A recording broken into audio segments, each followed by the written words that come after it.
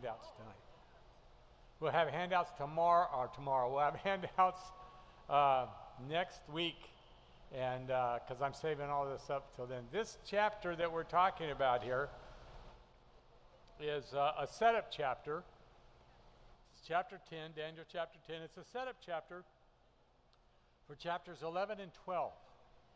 And so chapter 10, you'll get to understand a little bit of what we're talking about.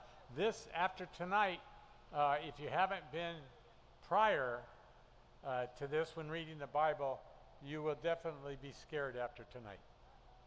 It's one of the scariest chapters in the Bible. And next week, in chapter 11, 12, we're going to put it all together. And from really chapter 1 and on, we're going to put it all together, and then it's all going to go, oh, now it makes sense. Now, I have to get over here. You people here, you're new, and are you related to them? Friends, we'll still pray for you.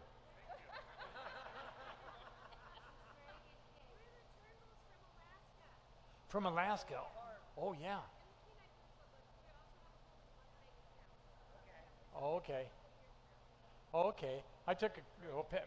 Patty and I took a cruise to Alaska once, so we loved it. So. I want to be there right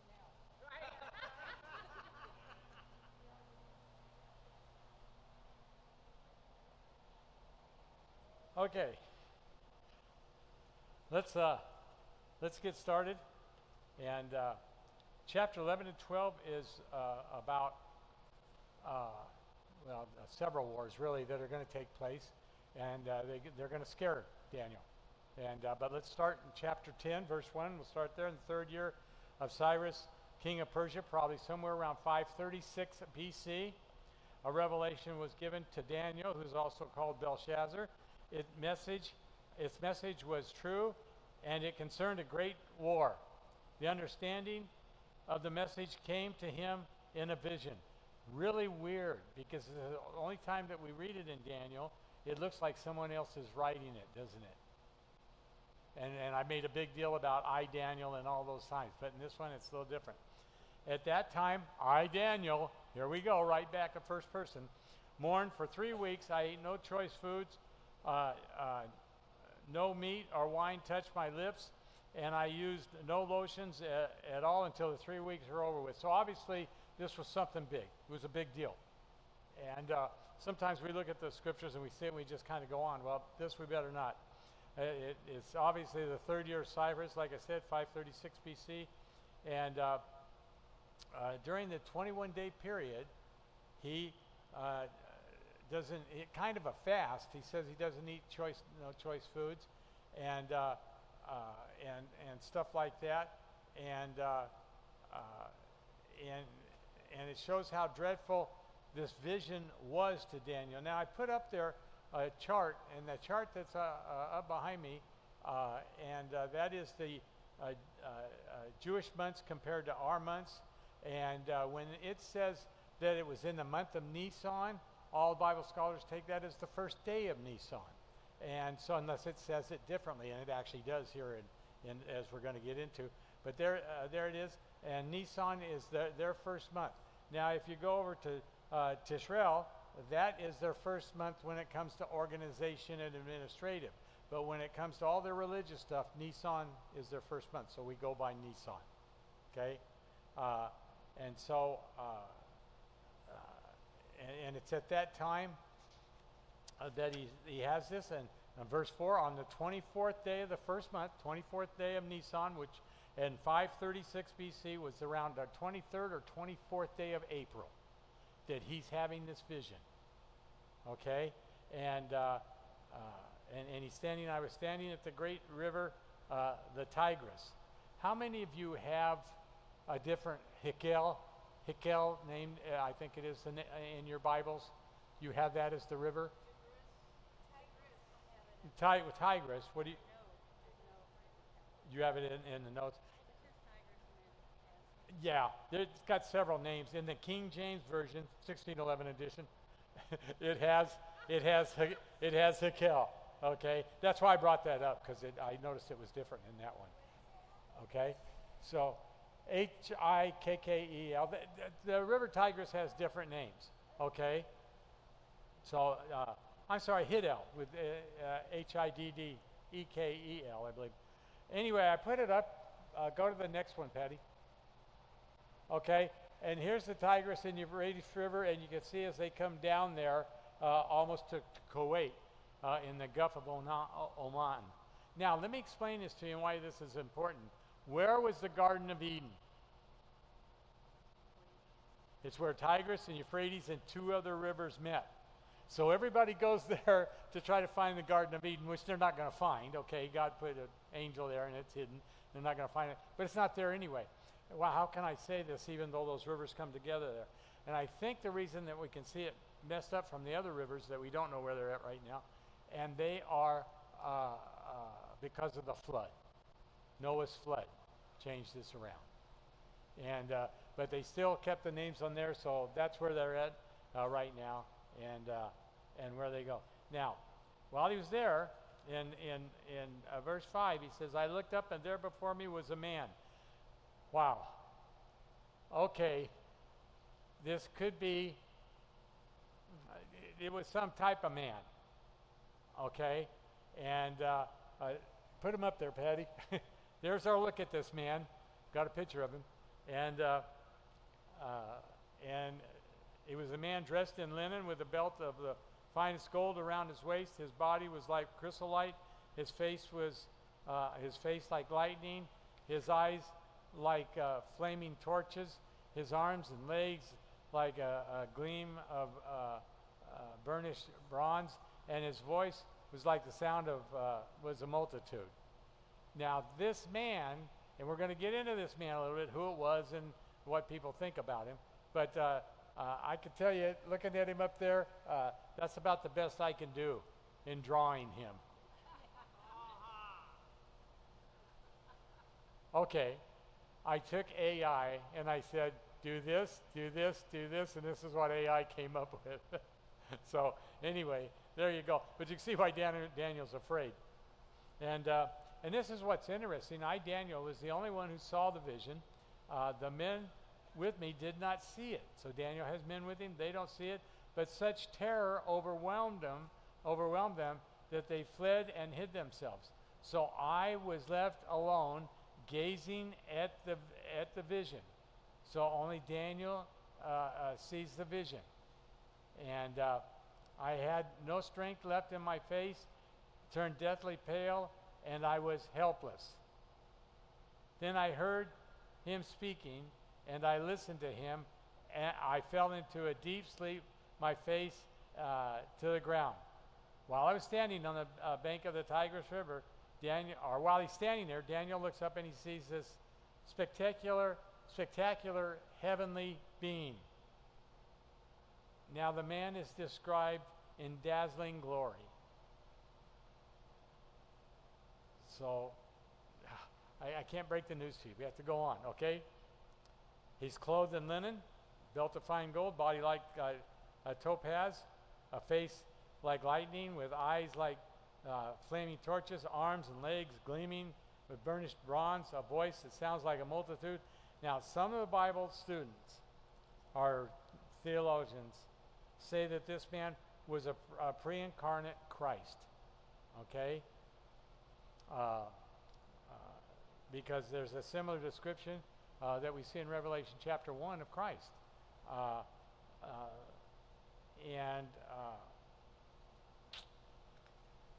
There's just a problem. And we're going to get the problem later on, but I'm going to show you part of the problem now.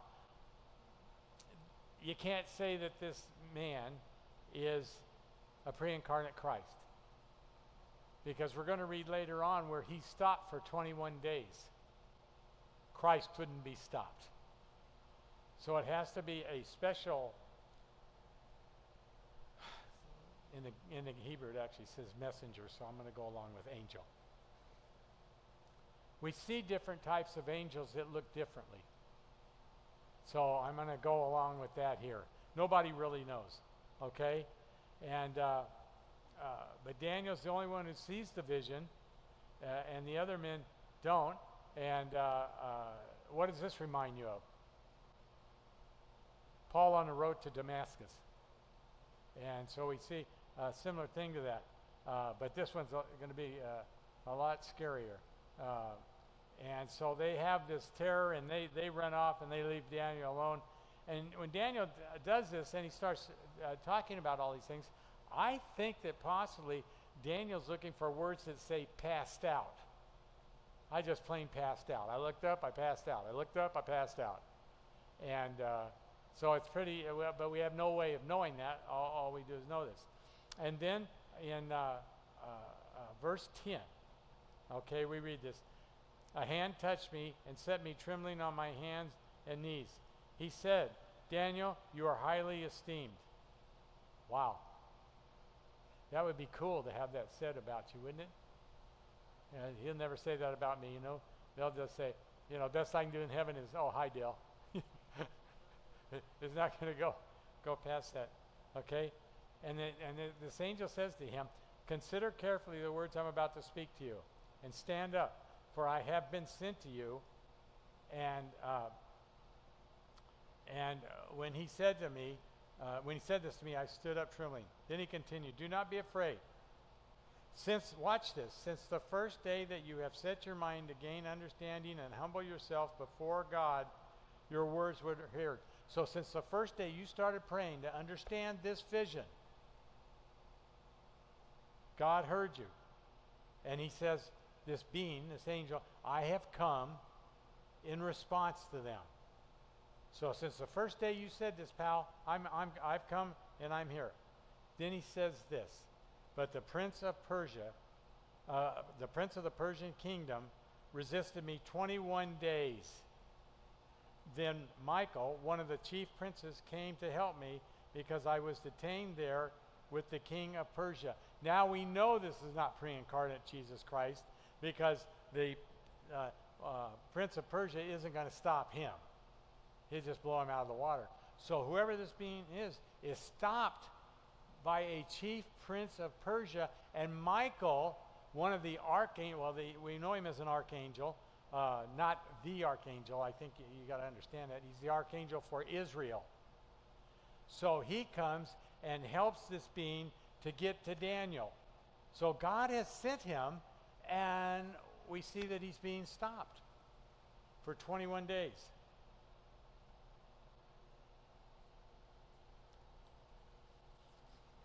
So he says, now I've come to explain to you what will happen to you, what will happen to your people.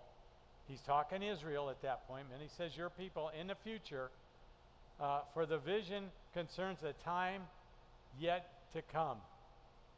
So we know it's prophecy. We know it's something in the future. Okay? And I like this, that the hand touches him and lifts him up and says, you're highly esteemed by God.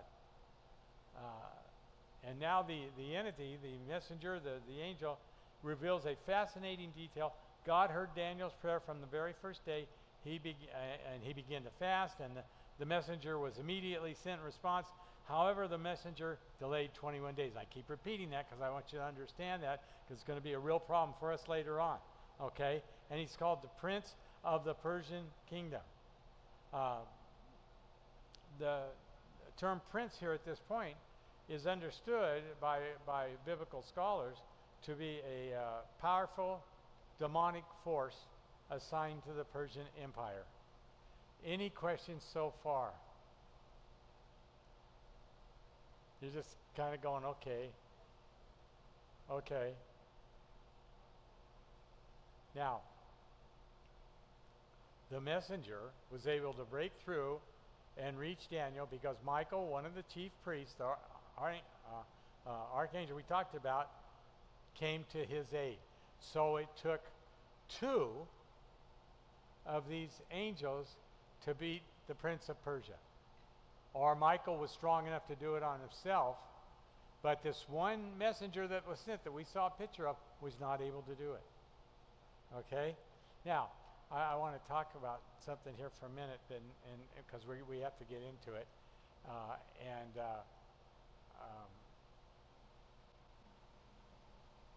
Mark, can we turn that air off for a minute? If it gets hot, we'll turn it back on. I don't know if you can do it. Can you, bud?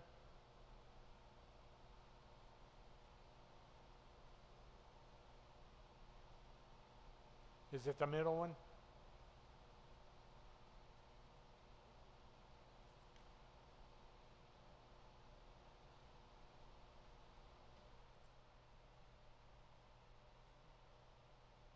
Okay, if it gets hot in here, let me know. Okay? Don't tell me that. I've been in it all day, so I don't care. Yeah. Okay. Here's the statement, guys. We as Christians should not ignore or chase the spiritual battles. We should strongly fight when called upon, and we should resist when temptation comes along. And I say that for a reason, because I have met pastors and people who think it is their idea to go out and chase demons. It is not. It is not. It is, if we come across them and we're to fight them, we are to stand strong. Okay? We're to resist temptation. That's the everyday kind of stuff. We'll talk about that in a minute. But to go out and to chase them and to fight them and all of this stuff, no, that is not the Christian's idea. Book of Jude tells you about that. And we'll read it here in a minute. But we have to be careful. We have to be careful. We've got the good angels on our side. And so I don't think it's our thing to go out and fight and to look to do that. Jesus didn't even do that. When he came across them, he handled them. But that wasn't his whole thing. And I think sometimes Christians, and you'll see it on the, sometimes on the Christian evangelists on TV and stuff, you'll see them doing this type of stuff. It's just, guys, it's just not our job, and it's way too dangerous. And I think some people might have that gift. I talked to one pastor one time. He said that people would come to his office and chase him around his office and have him more than once, and he would rebuke them by the word of Christ, and they would calm down, and then he could go from there. I've talked to people who have exorcised demons. If God calls you to do that, do that. But for most of us, we stay away. Just stay away, unless we're called on. You see, and that's why Paul writes this in Ephesians 6:10. He says, "Finally, be strong in the Lord and in his mighty power. Put on the full armor of God so that you can take your stand against the devil's schemes." Okay? Well, do we really believe the devil has schemes or not? Well, okay, so we do. Okay. Name me some of the devil's schemes. What? Well, deception, that's kind of a course. A course. Give me something that's a little better than, okay, I'm going to teach you all about the devil's schemes. Here they are, deception. No. What? Messes with our perception. That's getting a little closer. Okay, Matt, and then Mark. The whole Nazi war, all that stuff. It's all about Christianity and the devil trying to fight Jesus and stop everything from happening, correct? Yes, I agree with you. I think you're a little wide, but I agree with you. Okay, Mark. Suicide. Suicide can be come out of deception. That's where that comes out of. Is it a devil's scheme? Yeah, but we got a main one that you're all involved in, and you're all missing it. Yeah. How about redefinition of terms? Redefinition of terms. That's a devil's scheme. Yes, yes. The whispering of lies. But we have to go, what kind of lies? And we're going to get in that in a minute. That's good. Yeah. Despair. All these could be some of the devil's schemes. I agree. You know what the biggest one is?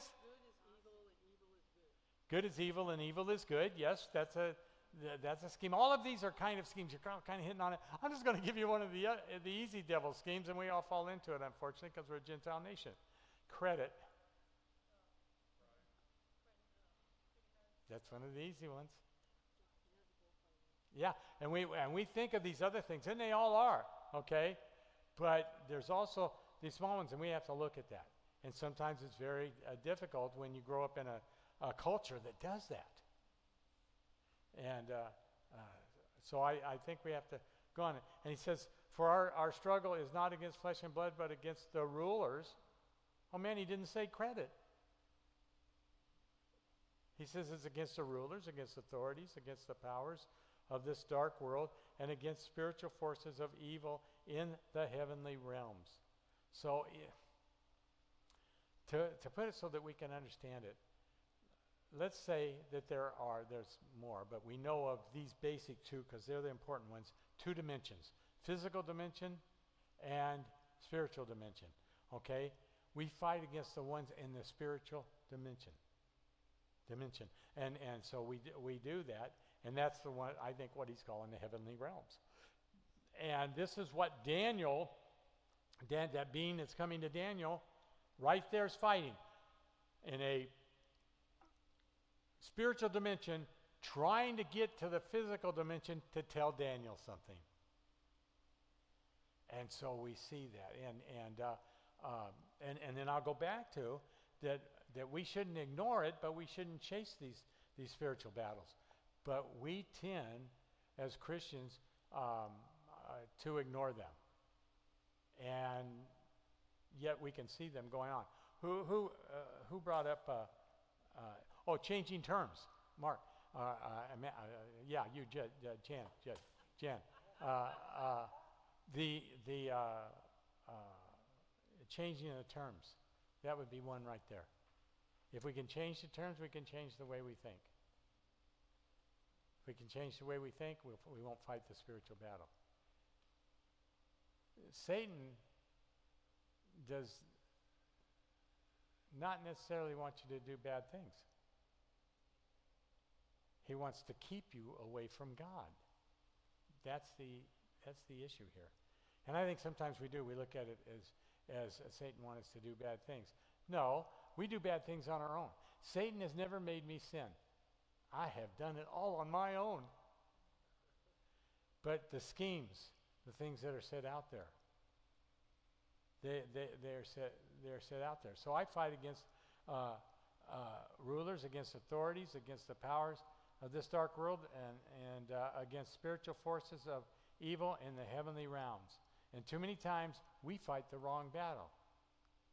We look at flesh and blood and we don't see what's behind the flesh. And today, I think that's what we're fighting today. So then I have to ask the question, okay, if I say we're fighting it today, you go, well, in the Middle East, we can see where it's going on. If we look real hard, we can see the demonic activity taking place, and this is it. And so we see these things. We see people in our own nation that say crazy things, and we've talked about this before. Men can have babies and junk like that. Okay, so we see them actually seeing and crazy things, and then when you question them on it, instead of saying, well, we're just making an analogy, and they don't do that. They go, yes, and they double down on it. They come up with that. And we're looking at this going, has the world gone crazy? Well, this is some of the stuff that's going on, and the battle is going on. And that's why I say this is a scary chapter, because we've got these rulers that are over everything, and it's scary. And what happened is that I think, and we'll get into this a little bit later to a point, but I'll bring some of it up now. When God, this is theory. This is one of my theories, Becky, so you can, this is theory. But you agree with this one, I know. But when God came with the idea that he would make man in his image, Satan was very high up, probably number two. Because you have God being one, and Satan was probably number two, and all that he did and everything like that. Well, it doesn't take so long that Satan starts to figure out and says, well, if he's going to make this thing in his image, this thing is going to be number two, and I'm going to be down the line. And the theory is Satan got angry. And then he started to fight back, and that's where we have Isaiah and Ezekiel. We'll get into those. And he fights back. Well, what happened? That put me and you, okay, you got God on one side, Satan on the other side, and the things made in God's image, that put me and you right in the middle of Spook Central. And here we are. And so we see all of these different things happening, and guys, to put it mildly, on our best days, we're too stupid to figure it out. It's hard because we're looking, Paul said, you only see it in a shadow. So we see this thing in a shadow and we're caught in the middle. Now, do we have God on our side? Yes, as Christians. And we have angels and all that stuff to help? Absolutely. But this is a battle, or we wouldn't have been told about it. We wouldn't have seen this in Daniel, and we wouldn't have seen it here in Ephesians. So we are fighting that, and we don't understand. And then we have this man that's clothed in linen. He's one of the most fascinating mysteries of the book of Daniel. We really don't know who this guy is. We think an angel, but wow. And yet he's not as strong as Michael, because Michael had to come help him, I would assume. And so you have basically with this man that we're looking at here, you have three choices. You have a Christophany. That means a pre-incarnate Christ. Well, he can't be that because he'd just blow the prince out of the way. A high-ranking angel such as Gabriel, or like Gabriel, that's what I think. And then you got some people that say it's called the two-being perspective. It's Jesus when he first comes in and switches to an angel, and that's cornball. So I think our best guess there is that he's an angel. So we've got these angels now that you and I deal with, both good and bad. Now, when we have these battles, or we see the battle in the Middle East, and we see the battle of some of the people at home and all of this stuff, what weapons do we have to fight back? Dennis? Thank you. Dennis is right now the head of our prayer team. But prayer. That is the big deal. What was Daniel doing when all this happened? He was praying. We don't understand the importance of prayer. I'll ask this question. How many of you raise your hands on this one, okay? Paige, are you getting hot? Go ahead and turn them back on, Mark. I wanted to get that important part through and make sure. Thank you, guys.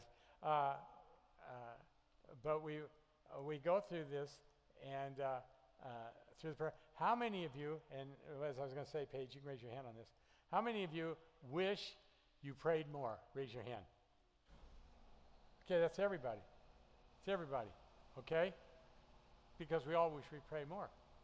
Prayer is such an important thing, and it does really do some things. It does really conquer things. It does really control things. And your prayer can control what happens in the Middle East. I'm convinced of that. Daniel was just one guy, and look what happened. And I'm not trying to, let's start a big prayer ministry team, although Dennis would love it. But to start all these big prayer things and going and everything, because everybody get excited about doing it, and then we tend to fall off. Go ahead. Go ahead. Why is it so weak in the churches? Prayer. I mean, it's like you can't get people to prayer meetings. You can't get people to get together to pray. Why is that? I mean, what are they afraid of? Let me ask you a question. And I don't know if you have, Jan. I have. I bought several new cars. And for those of you who ever bought a new car, okay, you watched it, you looked at it on TV, and you said, man, that's the car. That's the car for me. And you buy that car. And when you buy that car, okay, the girl never comes with the car. What do we want? We want things to be automatic. There's the prayer problem. We want things automatic. God's outside of time. He'll take his time doing it. He'll take his time. And we've got to continue within the prayer. And this one was so special, 21 days. I think that's part of the reasons. We're in a microwave society. What's that? Instant gratification. That's what we want. And that's our side. I think that's part of it. The other part, Jan, is we just don't have that stick-to-itness in our lives. We haven't been taught that. But I had this guy, and I prayed for him for some time, 20 years. And when I think about it, I pray for the jerk, okay? And every time, you know, I'd go to him, I'd say, you know, you need Christ, and he would always say, oh, me and my wife, we do good, we're fine, we don't need Christ, we're fine, we're fine. Well, one day, and some of you I've told this story to, one day he's in his bathroom, okay, and he's shaving. And his wife walks in and he goes, hey, hon, you know, I just don't feel like they'd been married for, you know, 30 years or so. I just don't feel like things are just quite right between us. I just feel a little off. She goes, well, I might as well tell you I'm having an affair. Knees get weak. Didn't know what to do. He goes into the living room and he sits down on a couch.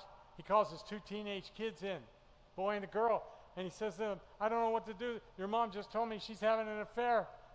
And the 16-year-old girl looks at him and says, I might as well tell you now, I'm pregnant. He couldn't run to Jesus fast enough. Now, family's still together. Everything's going. It's been years fast. But I wanted that answered 20 years before then. And it doesn't happen that way. God will do it when the time is right. But prayer is, I think, the key in the whole thing. Okay?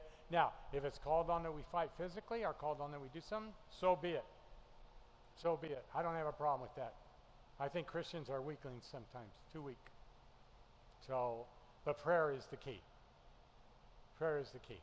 And so we do that and we fight these battles and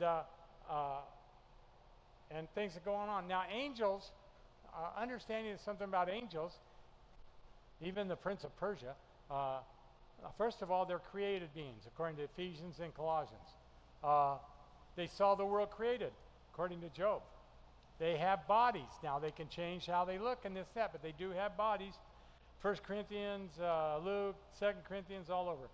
They entertain us unaware, and this is the thing that always kills me. You know, Hebrews 13, Genesis 18, Judges 13. And we all do it, and I hate this. We're driving along, and some guy's hitchhiking, and we don't want to pick him up. Okay, and I can understand that in our society. We don't want to pick him up, and but is it an angel's unaware? How many times have we come in contact with that? I had a heart attack, and it's funny, as Patty's driving me to the hospital, it was 20 miles to the hospital, in the middle of the desert, and Patty's driving me to the hospital, and I'm laying over on the seat in the heart, and I said, make sure that Ryan and Josh stay close together. You know, they're our boys, and so I'm doing this, and I'm going down for the count, and we knew that it was a heart attack because our neighbor across the street, he worked for, he was the doctor that saw the shuttle pilots land at Edwards, and so he's the one that says, get Dale to the hospital, don't wait for ambulance, get in the hospital right there, heart attack, blah, blah, blah, blah. So, so I'm doing this, and Patty, she's the smart one of the family. As she's driving me to the hospital, she's thinking, he is not eating Mexican food anymore. Here I am dying. So I get to the hospital, right, and the lady doesn't even look up. She's in the ER. She doesn't even look up. She goes, fill these papers out. And I go, excuse me, I'm having a heart attack. Ah! And so they get me in there, and I'm a cop at this time, so I'm mean. And so she, there's this, I wake up, and there's this guy standing over me. And I said, give me something for the pain. And he goes, I can't, we don't know what it is. So I reach him, I grab him by the collar, and I pull him down. It's a heart attack. So anyway, I get in the room, all this stupid story to tell you. I get in the room that night, and about midnight, this lady, this little Oriental lady comes in. And you know, they used to do this in hospitals. They would give their bad patients, you know, they didn't think was going to make it or whatever, or were really hurting.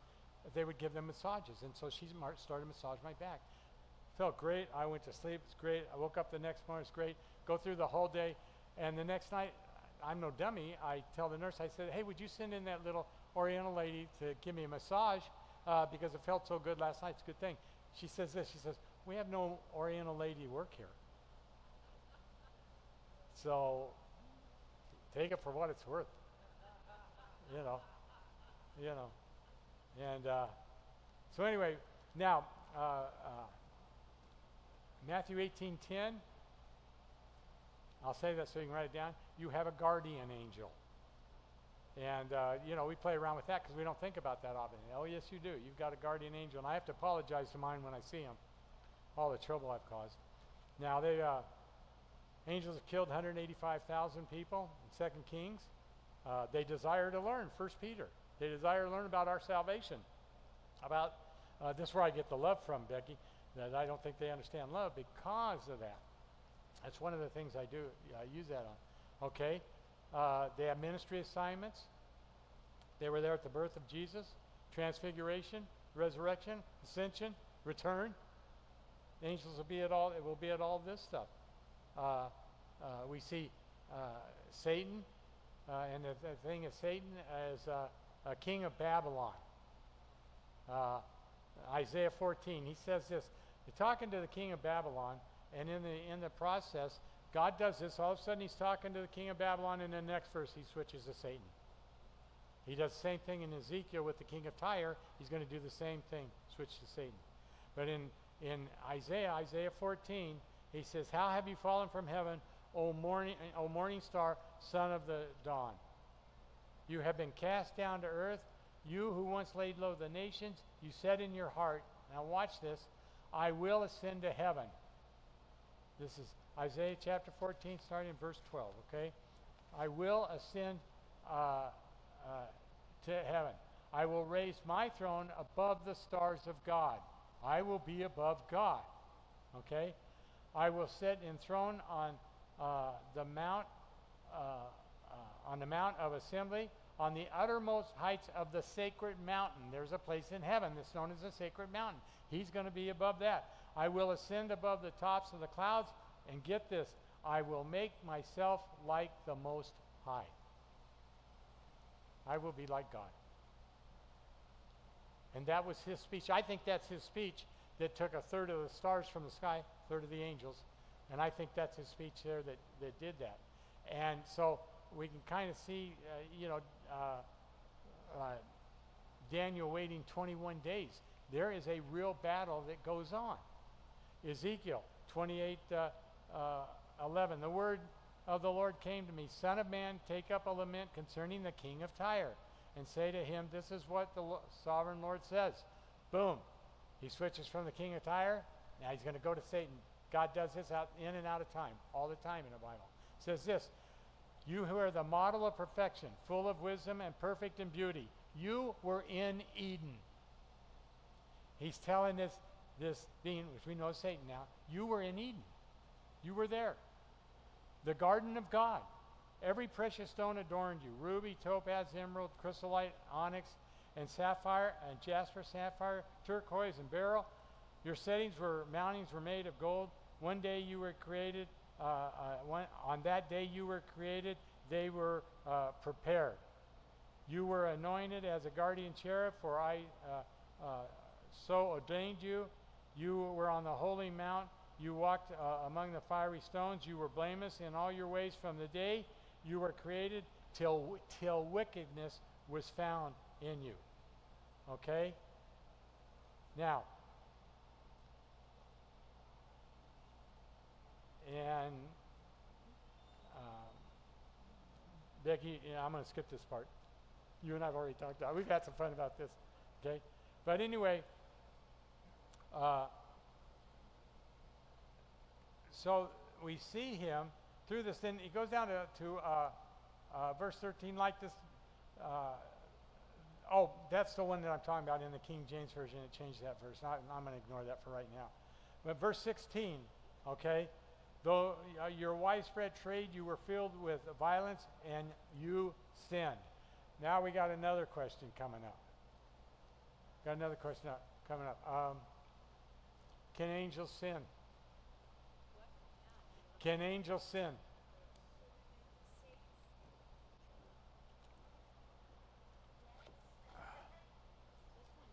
Satan did. Yeah. It says sin. I'm not going to go out on a thin ice on this one. I think they sinned, okay? I'll go along with that. I just think it's different. And go ahead, Becky, say, what do you mean by different? Well, I don't know. I don't know, okay? Obviously, sin is the rebellion against God. And we'll agree with that. So it was that. But in their sin, in angel sin, they don't get to go back. There's no redemption. No redemption when angels sin. Angels, you and I have free will. Got that? They don't. They had free choice. And so they made a free choice. Go with God, go with Satan. And in that day he sinned and he made a choice to go against God. And so it's like that. Now when we look at this whole idea, well, let's go on because I want you to understand this. So I drove you in disgrace from the mount of God, and I expelled you, O guardian cherub, from among the fiery stones. Your heart became proud on account of your beauty and your corruption, and you corrupted your wisdom because of your splendor. So I threw you to earth. I made a spectacle of you before kings. Just let's go back. This happens. He sins. God throws him to the earth. Okay, that doesn't mean he has to stay there for right now. But he's thrown to the earth, and he makes him a spectacle before kings. Well, how can he do that? Man hasn't even been created yet. And I show this to you to show the way that God thinks. He's outside of time. So he's made him a spectacle before kings. He sees it outside of time. God is, here's the beginning of time, our time continuum, and here's the end of it when Jesus comes back. God's above that, and he sees it all. And we're just in the parade moving along. Well, so Satan goes down in the time continuum, and kings see him. So it's when you see that, understand it deals with God's idea of time. Okay? And then we have to ask ourselves a question, and eventually he's no more. God's going to take care of him. But before we get to the next part, any question on Satan and angels or, and yes?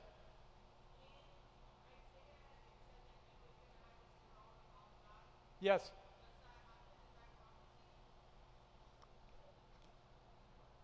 Good question.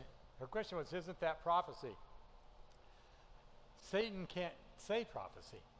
He's not capable of that. Okay? So the easy answer to your question is no, that's not prophecy. But what we get into is we get into two areas of the Bible. Is the Bible a description or prescription? What Satan is saying there is a description of how he feels. It's a description. It's not a prescription of what's going to happen. Okay?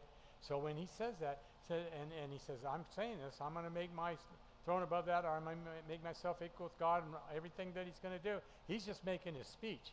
He's making a statement. Okay? We have a lot of that in the Bible. Oh, let me give you the most common one. Bring up a child in the way he shall go, and when he's old, he'll not depart from it. Okay? That's a description, not a prescription. Generally, that'll happen. But there's times when it doesn't happen, and we all know times when that didn't happen. When the child was brought up great and ended up to be a jerk. Dennis, I don't know why I turned and looked at you when I said that. I don't know. I don't believe it. Okay. No, but I think we have those things, and we want to take and make them a promise from God when it's just a description. That's what Satan is doing here. Okay, so that's a good question to help us understand that. Okay, now the next part that we move into is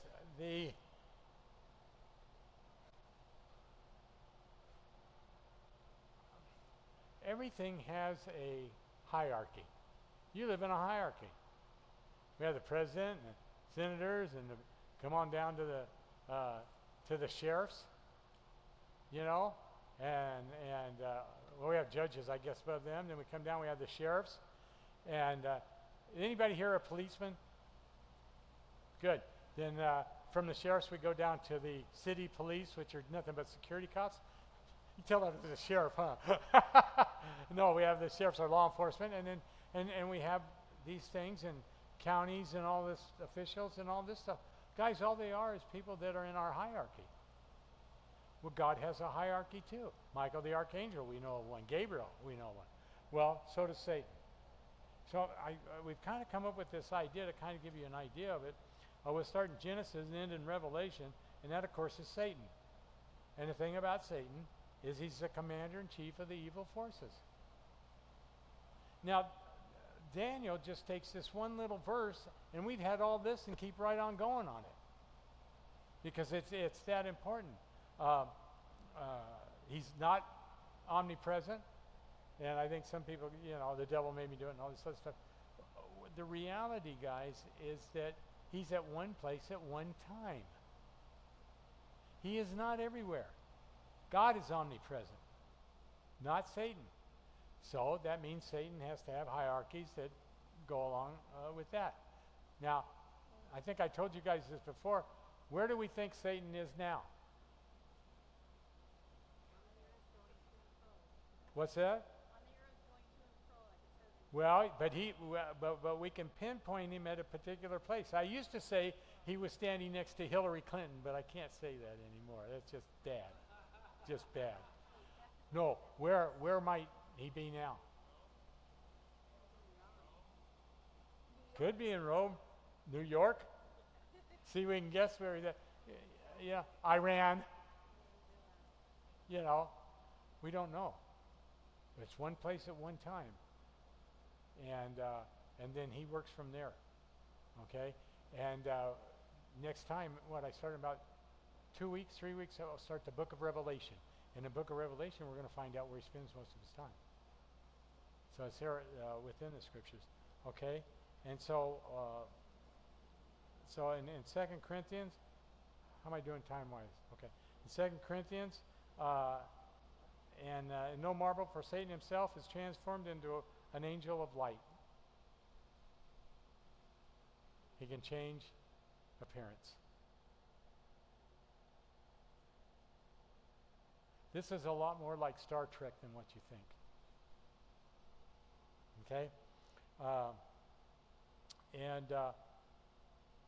We're not to argue with him. Not that we'd ever come in contact with him. We're to show a healthy respect. We know this because of Jude, verse 8 through 10. In the very same way, the dreamers pollute their own bodies, reject authority, and slander celestial beings. But even the archangel Michael, when he was disputing with the devil about the body of Moses, did not dare bring a slanderous accusation against him, but said, "The Lord rebuke you." So even Michael said, "No, just get away." He didn't bring up all the bad stuff he did. He wasn't worried about that. Just says, get away. Because there is that, he is an extremely powerful being at this time. At this time.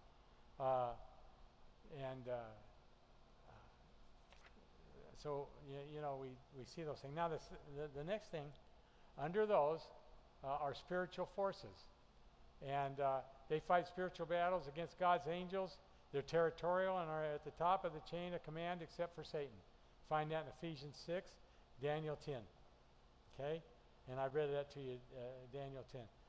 And going through the scriptures trying to figure these out, give your best guess, okay? Then under that we have powers. Fallen angels who direct movements and systems. Credit, whatever. Probably the highest form that men come in direct contact with. So if you see somebody that you think is demonically possessed, it could be under these things and lower. The next thing is authorities, fallen angels who are in charge of small physical areas, our territories. Okay?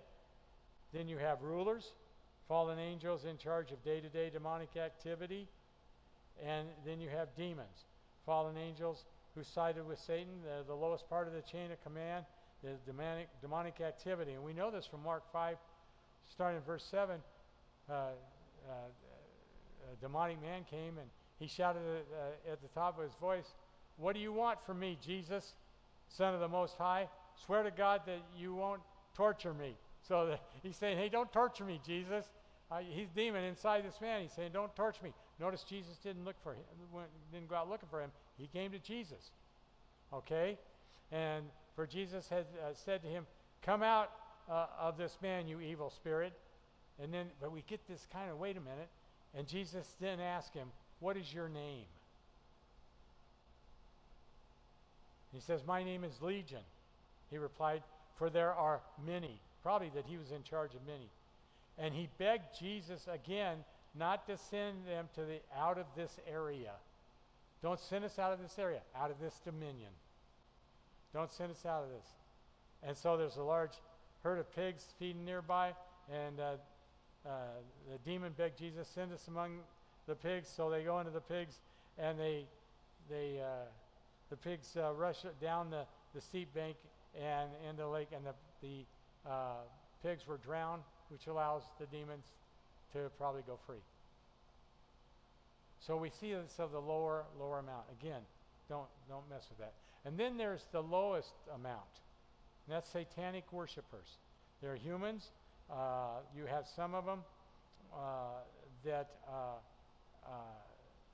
will worship Satan as Satan. The Temple of Set is one of them. Joy of Satan Ministries is one. Order of Nine Angels is another one. And they worship Satan. Now, when you go to those that worship the concept of Satan, these guys worship Satan. The concept of Satan, that's where you got the Church of Satan with Anton LaVey that we all heard about. And that was nothing but they worship the idea. And so, my point is that there's well-meaning people may scoff at the idea of demonic forces, the good and evil angels.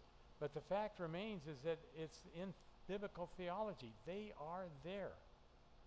Now, let's talk about some reality things for a minute.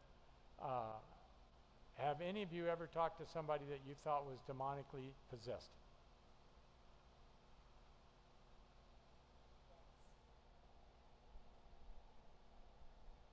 Okay, 1, 2, 3, 4.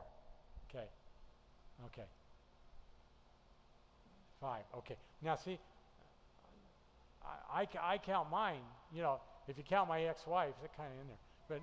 But no, I'm only kidding. But here's the Judah, don't turn to Jan and say that. I saw that. Jada. Anyway, we all have this question. As a law enforcement, I will tell you, you run into them all the time, and you know when you run into them. And cops know it, and they'll talk about it. But unfortunately, cops don't get the idea that Jesus is the answer always. But they're out there, and I've talked to a few, and they really are. People, other cops I were with, just go out and go, "Oh, they're wacky. Those people are wacky." No, it's the way they tell you. It's the way they tell you, or the way they told me. They knew. And so, anybody else you want to share a quick story on it? Yeah, it's how most people are. We don't want to share too much about it, but it is. It's real. Okay. So this is what Daniel's fighting, and all of this. Okay. We go to verse 15 now. While he was saying to me, I bowed my face towards the ground and was speechless. Then one who looked like a man, touched my lips, and I opened my mouth and began to speak. I said to the one who's standing before me, I am overcome with anguish because of the vision. My Lord, I am helpless. How can I, your servant, talk with you, my Lord? My strength is gone and I can hardly breathe. So again, the one who looked like a man, that being we saw, touched me and gave me strength. Do not be afraid, O highly esteemed, he said. Peace, be strong. Now, be strong. When he spoke to me, I was strengthened and said, speak, my Lord, since you have given me my strength. Since you've given me strength. So he said, do you know why I've come to you? Soon I will return to fight the prince of Persia. So he's going to go on fighting the prince of Persia. How, whether it's an ongoing battle or exactly what's going to happen. He's going to go back. And when I go, the prince of Greece will come. Another evil prince of Greece is going to come towards him. But first, I will tell you what is written in the book of truth. Now, if that was a book during Babylonian times, or if this is a part of the Bible, we don't know. I take it as part of the Bible, but, because they didn't have the Bible like we know it now. No, and then he makes this statement, no one supports me except Michael, your prince. Okay, the Jewish prince, Michael, no one supports except him. And I think that's what that means is he's going to go back with him and make sure that he gets back to wherever get back to heaven or to whatever God wants him to do. But the weight of the vision just kills Daniel. Now this vision is about a war that's going to take place. We're through with chapter 10. It's about a war that's going to take place in 11 and 12. And it's so bad that it takes the angel to tell Daniel about the vision 21 days. And it deals with Daniel's people. And what we're going to do is next week, we're going to set up all of the wars that we've seen and everything that we've seen, and we're going to see how it comes down to this one thing. And then Jesus will bring us out of it. That's what happens next week. Okay? Any questions? Chapter 10 was just a forward to 11 and 12, but look what happened. It's amazing. That 21 days just kills me. Any questions, guys? Any questions you want to ask about anything?